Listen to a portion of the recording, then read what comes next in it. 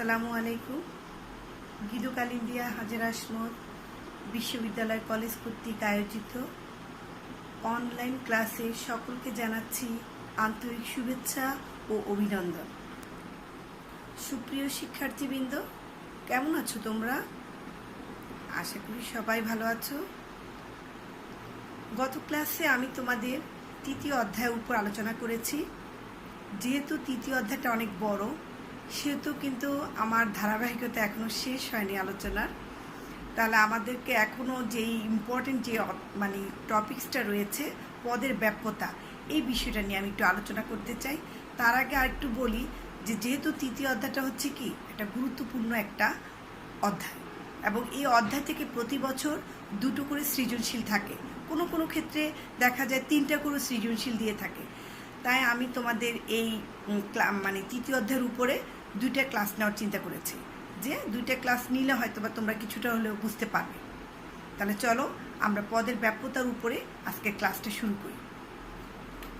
আচ্ছা, একটি যুক্তিবাক্যে 2টি পদ থাকে, সেটা আমি তোমাদেরকে বলেছিলাম। একটা হচ্ছে কি উদ্দেশ্য, আরেকটা হচ্ছে বিধেয়। তাহলে এই উদ্দেশ্য এবং বিধেয় কি পরিমাণে যুক্তিবাক্যে ব্যবহৃত হয় তা জানার জন্যই মূলত পদের ব্যাপ্যতা শব্দটি এসেছে। তাহলে পদের ব্যাপ্যতা জিনিসটা কি? পদের ব্যাপ্যতাটা হচ্ছে কোনো যুক্তিবাক্যে ব্যবহৃত উদ্দেশ্য এবং বিধেয় পদ তার ব্যক্তর্থগত দিক থেকে যতটুকু বিস্তৃতি লাভ করবে, উদ্দেশ্য এবং বিধেয় পদ তার ব্যক্তর্থগত দিক থেকে যতটুকু বিস্তৃতি লাভ করবে তাকে বলা হবে কি পদের ব্যাপ্যতা। এবার আসো আমরা এক কথায় যদি বলি যে পদের ব্যাপ্যতা কাকে বলে, তাহলে আমরা বুঝবো যে বাক্যে ব্যবহৃত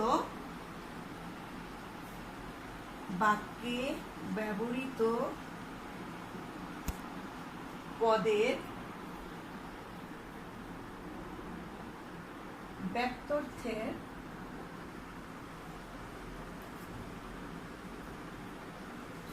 পরিমাণকে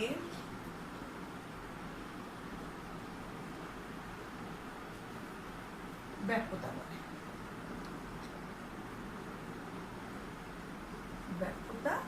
বলে।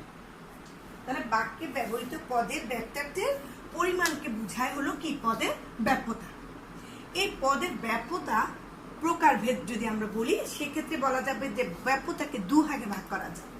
তাহলে ব্যাপ্যতার প্রকারভেদ যদি আমরা বলি, এটা হচ্ছে ব্যাপ্যতা হচ্ছে 2 প্রকার। একটা হচ্ছে ব্যাপ্য, একটা হচ্ছে কি ব্যাপ্য। ব্যাপ্যটা কি? ব্যাপ্যটা হচ্ছে কোনো পদের পরিমাণকে যদি আমরা সমগ্র অর্থে ব্যবহার করি, কোনো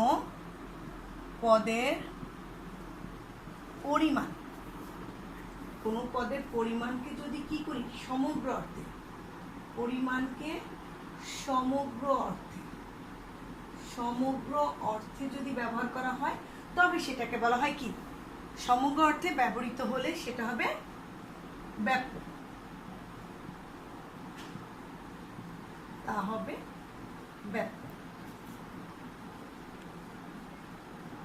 সেটা কি? একটা উদাহরণ দিই, যদি আমি বলি সকল মানুষ হয় মরণশীল। এখানে দেখো সকল মানুষ হয় মরণশীল, এখানে মানুষটা হচ্ছে কি উদ্দেশ্য। আমরা জানি যে 2টা পদ আছে, একটা হচ্ছে উদ্দেশ্য আর একটা হচ্ছে বিধেয়। আচ্ছা, এই উদ্দেশ্য পদের পূর্বে কি আছে? সকল বলতে আমরা বুঝি কি একটা সমগ্র পরিমাণ, সামগ্রিক অর্থে মানুষের সমগ্র পরিমাণ সম্পর্কে এখানে বলা হয়েছে। তাই এই যেহেতু মানুষটা হচ্ছে উদ্দেশ্য, এই উদ্দেশ্যের সকল বা সামগ্রিক পরিমাণ সম্পর্কে বোঝানো হয়েছে বিধায় এই উদ্দেশ্য পদটা হয়ে যাবে কি ব্যাপ্য। উদ্দেশ্যটা হয়ে যাবে ব্যাপ্য। আচ্ছা, এখন আমাদের অনেক ক্ষেত্রে দেখা যায় যে আমরা কিভাবে, অনেকে বুঝতে পারে না যে আমরা কিভাবে চিনবো যে কোন পদ ব্যাপ্য, উদ্দেশ্য পদ ব্যাপ্য না বিধেয় পদ ব্যাপ্য, এটা আমরা কিভাবে জানবো? তাহলে সেই জন্য আমরা বলবো যে উদ্দেশ্য পদের পূর্বে যদি সকল থাকে, তারপরে ধরো এই যে সকল, কোনো, প্রত্যেক, প্রতিটি,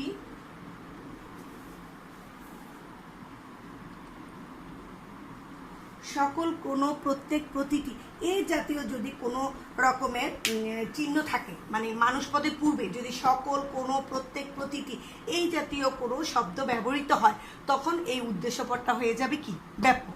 তাহলে আমরা কি বুঝলাম যে উদ্দেশ্য পদের পূর্বে সেখানে মানুষ না থাকুক, যে কোনো কিছুই থাকুক, উদ্দেশ্য পদ, আমরা পদটাকে আগে আমরা গুরুত্ব দেব। উদ্দেশ্য পদের পূর্বে যদি সকল থাকে, কোনো থাকে, প্রত্যেক থাকে, প্রতিটি থাকে, তাহলে সেই ক্ষেত্রে উদ্দেশ্য পদটা হয়ে যাবে কি ব্যাপক। এবার আসো যদি আমরা বলি যে অব্যাপক পদ। অব্যাপক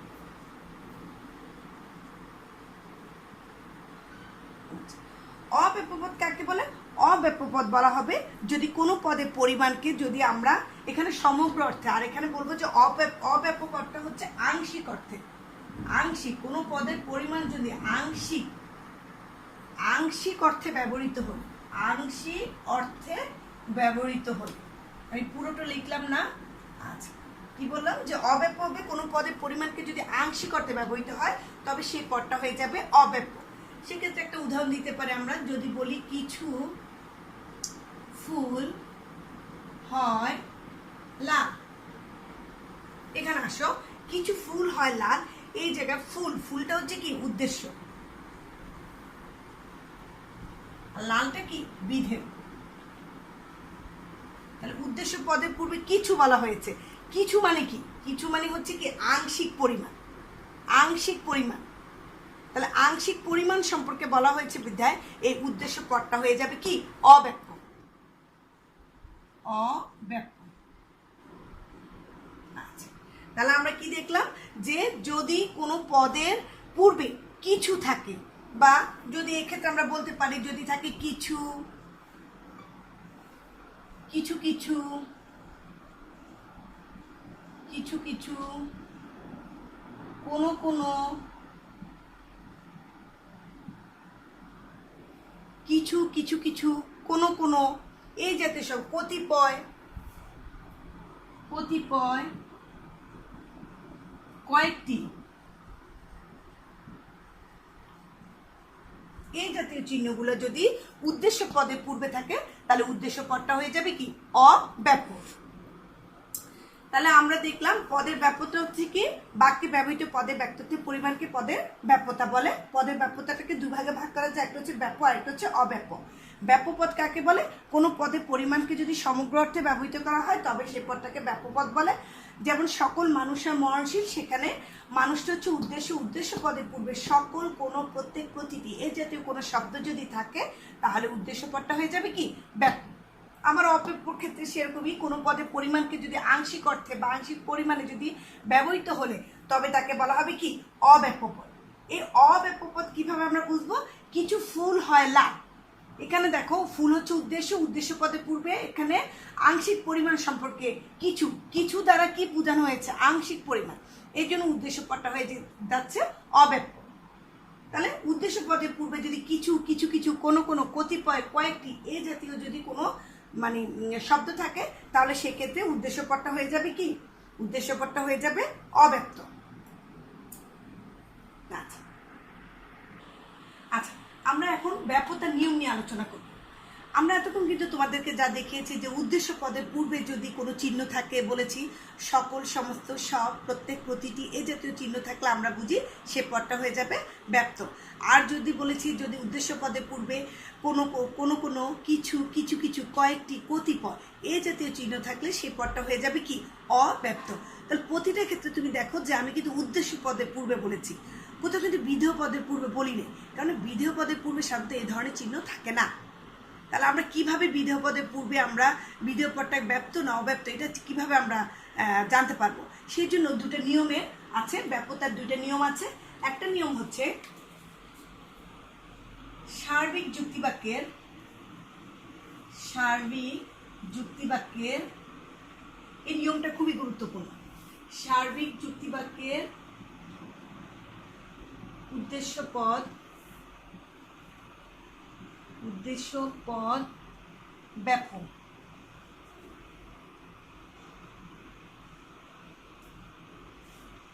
বিশেষ যুক্তিবাক্যের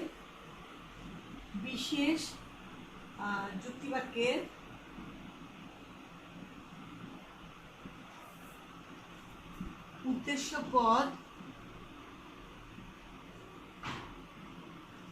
অব্যপ্ত। এটা হচ্ছে একটা নিয়ম। 2 নম্বর নিয়মটা হচ্ছে ইতিবাচক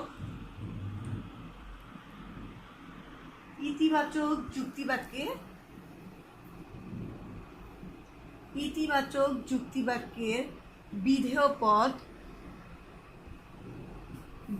পদ অব্যপ্ত। আবার নেতিবাচক যুক্তিবাক্যের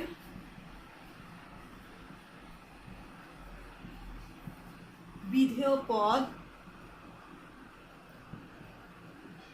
কি ব্যাপ্য। তাহলে আমরা দেখো এখানে কি বললাম, সার্বিক যুক্তিবাক্য, বিশেষ যুক্তিবাক্য, ইতিবাচক যুক্তিবাক্য, নেতিবাচক যুক্তিবাক্য। আমরা 4 ধরনের যুক্তিবাক্যের কথা কিন্তু এখানে বলেছি। আমরা জানি, আমরা যে গত ক্লাসে আমরা আলোচনা করেছি যুক্তিবাক্য নিয়ে, সেখানে যুক্তিবাক্যকে কয়েক ভাগে ভাগ করা যায়। এই যদি আমরা বলি পরিমাণগত দিক থেকে যদি যুক্তিবাক্যকে ভাগ করি, তাহলে যুক্তিবাক্য 2 ধরনের, একটা হচ্ছে সার্বিক যুক্তিবাক্য আর একটা হচ্ছে বিশেষ। আর যদি আমরা গুণগত দিক থেকে ভাগ করি তাহলে যুক্তিবাক্য 2 প্রকার, একটা হচ্ছে ইতিবাচক আর একটা হচ্ছে নেতিবাচক। এখন যখন আমরা এখানে বলেছি এটা পরিমাণগত দিক থেকে, এটা বলেছি কি গুণগত দিক থেকে। যদি আমি বলি গুণ এবং পরিমাণ অনুসারে যুক্তিবাক্যকে কয় ভাগে ভাগ করা যায়, তখন আমরা কিন্তু বলি যুক্তিবাক্যকে 4 ভাগে ভাগ করা যায়। সেক্ষেত্রে আমরা কিন্তু বলি সার্বিক ইতিবাচক যুক্তিবাক্য একটাকে বলি, আরেকটা বলি সার্বিক নেতিবাচক যুক্তিবাক্য। মানে সার্বিকের সাথে একবার ইতিবাচক আরেকবার নেতিবাচক। এরপরে ক্ষেত্রে তাহলে কয়টা হলো, 2 প্রকার। আবার বিশেষের ক্ষেত্রেও কিন্তু আমরা বলি বিশেষ ইতিবাচক, বিশেষ নেতিবাচক। এই 4 ধরনের যুক্তিবাক্যের কথা কিন্তু আমরা মূলত বলে থাকি। এই বিষয়টা বোঝানোর কারণটা হচ্ছে এরকম যে যদি সার্বিক ইতিবাচক যুক্তিবাক্য কাকে বলে সেটা তোমরা কিন্তু চিনো, তোমাদেরকে ক্লাসে চেনানো হয়েছে। আমি তারপর আবার একটু বলি। সার্বিক ইতিবাচক যুক্তিবাক্যটা হচ্ছে কোন বাক্য? এটা হচ্ছে এ বাক্য। এই যে একটা বাক্য, আমরা এ বাক্য বলবো, এটাকে এ বাক্য। আবার সার্বিক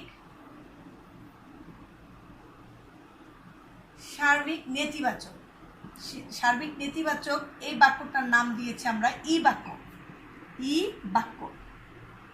এরপর আসো বিশেষ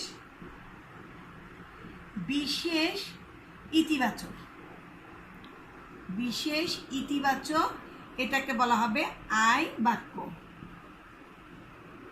আরেকটাকে বলা হবে বিশেষ নেতিবাচক, এই বাক্যটাকে বলা হবে কি ও বাক্য। যুক্তিবাক্যের ক্ষেত্রে যুক্তিবিদ্যা আমরা কিন্তু 4 ধরনের বাক্য পাই। একটা হচ্ছে এ বাক্য, আরেকটা হচ্ছে কি ই বাক্য, আরেকটা হচ্ছে আই বাক্য, আরেকটা হচ্ছে ও বাক্য। এই 4 ধরনের বাক্য কিন্তু আমরা কিসে পাই? যুক্তিবিদ্যার মধ্যে পাই। এখন অনেকে প্রশ্ন আসে যে ম্যাডাম 4টা এ ই আই ও ছাড়া, এটা তো সাধারণত আমরা জানি অ্যালফাবেটের অক্ষরগুলো, এগুলো ছাড়া কি আর কোনো অক্ষর নাই? হ্যাঁ, এই বাক্যগুলো কেন শুধু বলা হয়েছে এ ই আই ও?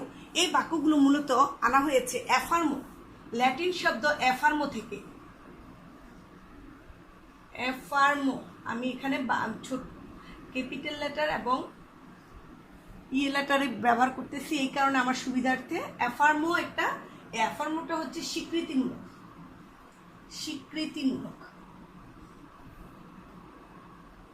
আর নেগো, এনটাকে আমরা ছোট হাতে লিখবো, যেহেতু স্মল লেটারে লিখবো, NEGO। আচ্ছা, এখানে যে আমি নেগো শব্দের অর্থ হচ্ছে কি, ল্যাটিন শব্দ নেগো হচ্ছে কি অস্বীকৃতি। দেখো যে আমরা বলেছি অ্যাফার্মোর মধ্যে দেখো এটা হলো স্বীকৃতিমূলক বাক্য। এখানে কয়টা বাক্য? এখানে একটা এ পেয়েছি, আই পেয়েছি। নেগোর মধ্যে পেয়েছি ই এবং ও। এই মূলত এই অ্যাফার্মো এবং নেগো থেকে মূলত এ ই আই ও বাক্যের উৎপত্তি। তাহলে আমরা কি বুঝলাম যে সার্বিক ইতিবাচক, এটা আসলে তোমাদেরকে বোঝানোর জন্য যে এই বাক্যগুলো কোথা থেকে আসলো। অ্যাফার্মো মানে হচ্ছে স্বীকৃতিমূলক, মানে ইতিবাচক বাক্য, হা বোধক বাক্য। আর নেগো মানে কি না বোধক বাক্য। তাহলে এখানেও ঠিক সেরকমই ইতিবাচক, এই যে বলেছি সার্বিক ইতিবাচক, মানে এটা কি হা বোধক বাক্য, সেজন্য এটা হচ্ছে কি এ। তারপরে আসো আই। আইটাও দেখো বিশেষ ইতিবাচক, এই জন্য আই। ইতিবাচক গুলোর ক্ষেত্রে কিন্তু আমরা অ্যাফার্ম শব্দ থেকে এ আর আইটা নিয়েছি। আর নেতিবাচক দেখো, সার্বিক নেতিবাচক বাক্যকে বলা হচ্ছে কি ই বাক্য। এই নেগো, নেগো মানে কি নেগেটিভ, অস্বীকৃতি। এই ই বাক্যটা হচ্ছে নেতিবাচক বাক্য, এবং ওটাও এসেছে বিশেষ নেতিবাচক ও বাক্য।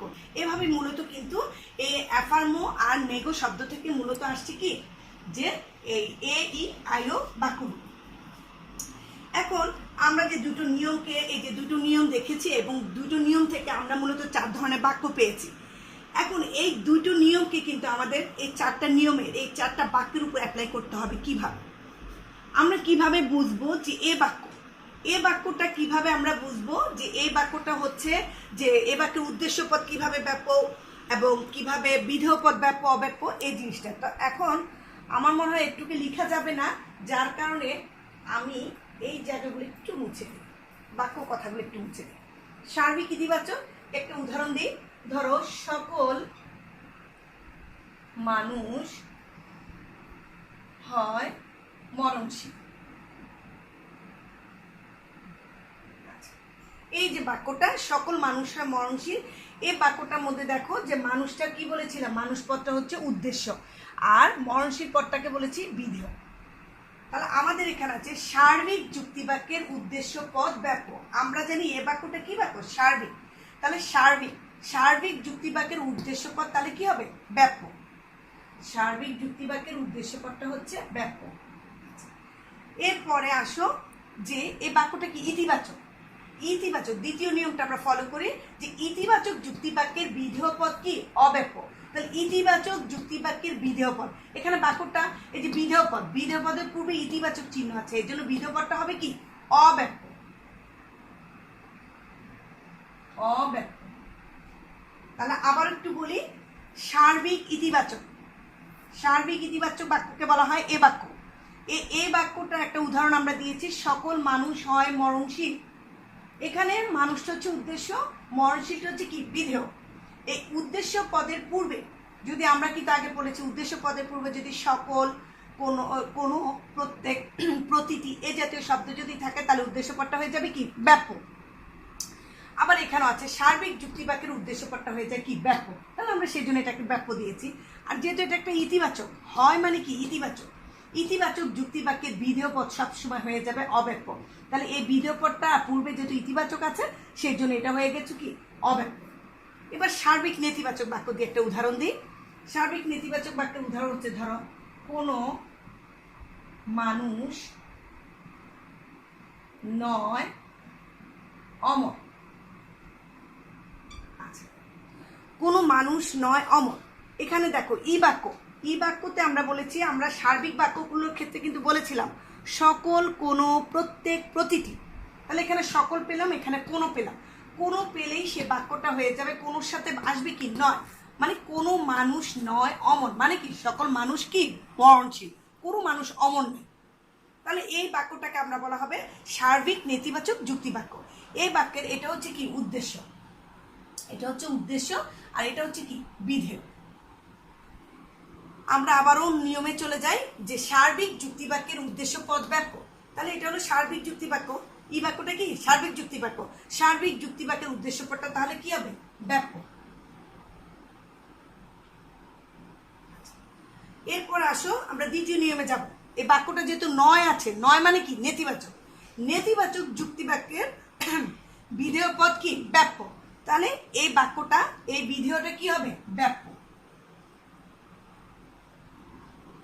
এরপরে আসো, তাহলে কি বললাম আমরা সার্বিক নেতিবাচক। সার্বিক নেতিবাচক মানে হলো ই বাক্য, কোনো মানুষ নয় অমর। এখানে কোনো এবং নয় আছে। আর মানুষ পদের পূর্বে আমরা বলেছি উদ্দেশ্য পদের পূর্বে যদি সকল, কোনো, সব, সমস্ত, প্রত্যেক, প্রতিটি এ জাতীয় কোনো শব্দ থাকে তাহলে সেই উদ্দেশ্য পদটা হয়ে যাবে ব্যাপক। আচ্ছা, আর যদি ইতিবাচক থাকে তাহলে অব্যাপ্য হবে। আর বিধেয় পদের পূর্বে যদি নেতিবাচক থাকে তাহলে সেক্ষেত্রে বিধেয় পদটা হয়ে যাবে কি ব্যাপক। এবার আসো বিশেষ ইতিবাচক। বিশেষ ইতিবাচক হচ্ছে কি, আমরা একটা উদাহরণ দিই, কিছু ফুল হয় লাল। ওই যে বিশেষ বাক্য, এই কারণে বিশেষের পূর্বে বিশেষ বাক্য হলে কম হয়, বিশেষ বাক্য হলে কি হয়, কম, আংশিক পরিমাণ হয়। এখানে উদ্দেশ্য পদের পূর্বে আংশিক কিছু পরিমাণ, ফুলের আংশিক পরিমাণ সম্পর্কে এখানে বলা হয়েছে কিছু দ্বারা। তাহলে আংশিক বলা হওয়ার কারণে সেই বাক্যটা হয়ে যাবে কি, এখানে উদ্দেশ্য পদটা হয়ে যাবে কি, অব্যক্ত। দেখো এই যে আমরা এখানে নিয়মটা আছে, বিশেষ যুক্তিবাক্যের উদ্দেশ্য পদ অব্যক্ত। বিশেষ বাক্যটা কি, বিশেষ যুক্তিবাক্যের উদ্দেশ্য পদটা কি হবে, অব্যক্ত। এই নিয়মটা মুখস্থ করলে কিন্তু তোমাদের খুব দ্রুত তোমরা কোনটা পদ ব্যাপ্য এবং কোন পদ অব্যাপ্য তা লিখতে পারবে। আবার আসো, এখানে হয় আছে, হয় মানে কি, ইতিবাচক যুক্তিবাক্যের বিধেয় পদ কি, অব্যাপ্য। তাহলে এটা তো বিধেয়, লালটা কি, বিধেয় পদটা কি হবে, অব্যাপ্য। আচ্ছা, এরপরে আসো, তাহলে আমরা দেখলাম যে ফুল উদ্দেশ্য, কিছু ফুল হয় লাল, এখানে ফুলটা হচ্ছে উদ্দেশ্য, লালটা হচ্ছে বিধেয়। এখানে ফুলের পূর্বে আংশিক পরিমাণ সম্পর্কে বলা হয়েছে, এই জন্য এটা হয়েছে উদ্দেশ্য পদটা হয়েছে কি, অব্যাপ্য। আর এখানে ইতিবাচক বাক্যের বিধেয় হিসাবে এটা বিধেয়টা হয়ে গেল কি, অব্যাপ্য। এবার আসলে বিশেষ নেতিবাচক, যেটাকে আমরা বলবো ও বাক্য। ও বাক্যটাকে একটা উদাহরণ দিই। ও বাক্যের উদাহরণ হচ্ছে, কিছু ফুল নয় কালো। কিছু ফুল নয় কালো, আমি একটা লিখলাম। এখন এই যে বাক্যটা কিছু নয়, আংশিক পরিমাণ সম্পর্কে বলা হয়েছে, আর এখানে নেতিবাচক কথা বলা হয়েছে নয়। তাহলে এখানে ফুলটা হচ্ছে কি, উদ্দেশ্য, কালোটা হচ্ছে কি, বিধেয়।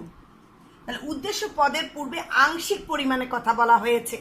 আর বাক্যটা যেহেতু বিশেষ, আমাদের সূত্রেই আছে, ব্যাপ্যতার সূত্র যেটা, নিয়ম যেটা, সেখানে আছে বিশেষ যুক্তিবাক্যের উদ্দেশ্য পদ কি হবে, অব্যাপ্য। তাহলে আমরা বিশেষ যুক্তিবাক্যের উদ্দেশ্য পদটা কি লিখবো, অব্যাপ্য। আর যেহেতু বিধেয় পদের পূর্বে নয় আছে, নেতিবাচক যুক্তিবাক্যের বিধেয় পদটা কি হবে, ব্যাপ্য। তাহলে এটা হয়ে গেল ব্যাপ্য।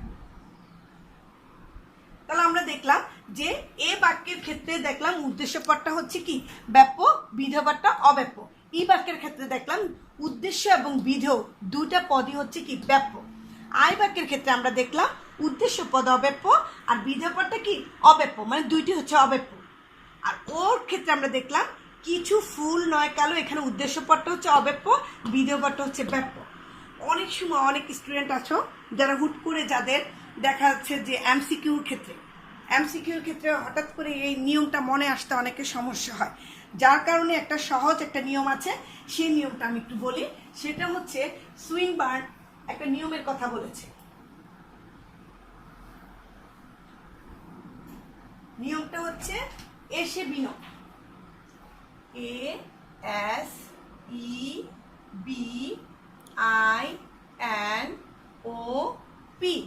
এই যে নিয়মটা। এখানে দেখো বাক্যগুলো আমি যেগুলো ক্যাপিটাল লিটাল লিখেছি সেগুলো হচ্ছে কি আমার যুক্তি বাক্য, AEIO। এক্ষেত্রে আমরা কিভাবে বুঝবো, ধরো এখানে আমি একটু লিখে দিই যে এ বাক্যের ক্ষেত্রে বলা হয়েছে কি, এস মানে কি, সাবজেক্ট, মানে বলা হয়েছে এখানে সাবজেক্টটা হচ্ছে কি, ব্যাপ্ত, এখানে সাবজেক্টটা ব্যাপ্ত।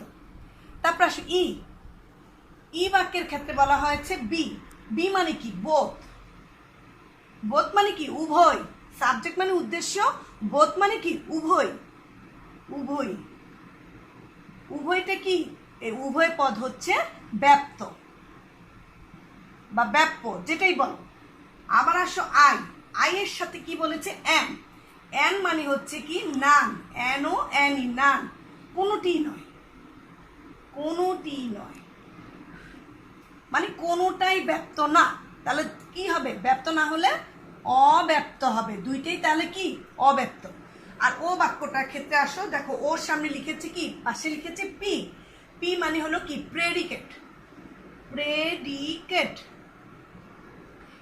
মানে কি, বিধেয়। এই প্রেডিকেটটা হচ্ছে শুধু ব্যপ্ত। তাহলে আসো যে আমরা যে বললাম যে ASEBINOP, এসে বিনো বলে। আচ্ছা, এই যে সুইনবার্নের যে এই সূত্রটা মাথায় থাকলে আমরা খুব দ্রুত আমরা বুঝতে পারবো কোন পদ ব্যপ্ত কোন পদ অব্যপ্ত। এখানে কি বলেছি, AEIO, চারটা বাক্যে এই যে ক্যাপিটাল লেটারে যেগুলো, সেগুলো হচ্ছে আমাদের যুক্তি বাক্যের নাম, AEIO। এখানে এ বলেছে সাবজেক্ট, এ অ্যাজ যেহেতু অ্যাজ দ্য সাবজেক্ট মানে উদ্দেশ্যটা হচ্ছে ব্যপ্ত। ই হচ্ছে কি ই বাক্যের দুইটাই ব্যপ্ত হবে। আই বাক্যের মানে দুইটাই ব্যপ্ত কি উদ্দেশ্য এবং বিধেয় উভয়ই কি হবে ব্যপ্ত হবে। আই বাক্যের নান কোনোটিই নয়, অর্থাৎ আই বাক্যের উদ্দেশ্য এবং বিধেয় কোনোটাই ব্যপ্ত হবে না, তাহলে কি হবে অব্যপ্ত। ও বাক্য মানে ও বাক্যের বলছি প্রেডিকেট মানে বিধেয়, ও বাক্যের বিধেয়টা হচ্ছে ব্যপ্ত। এবার দেখো আমরা মিলে এই যে একটু আগে আমি তোমাদেরকে উদাহরণ দিয়ে বুঝালাম যে এ বাক্যে কি বলেছি সাবজেক্টটা ব্যপ্ত, ই বাক্যের কি বলেছি বোথ ব্যপ্ত। সাবজেক্টটা যদি ব্যপ্ত হয় তাহলে বিধেয়টা কি হবে অব্যপ্ত। আচ্ছা এখানে ই বাক্যের বলছি বোথ মানে দুইটাই ব্যপ্ত। দেখো ই বাক্যের উদ্দেশ্য এবং বিধেয় দুইটাই কি ব্যপ্ত।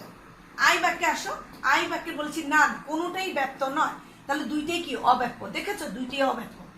ও বাক্যে বলেছি কি প্রেডিকেটটা ব্যপ্ত। ঠিক দেখো ও বাক্যের প্রেডিকেটটা ব্যপ্ত মানে বিধেয়টা ব্যপ্ত, উদ্দেশ্যটা কি অব্যপ্ত।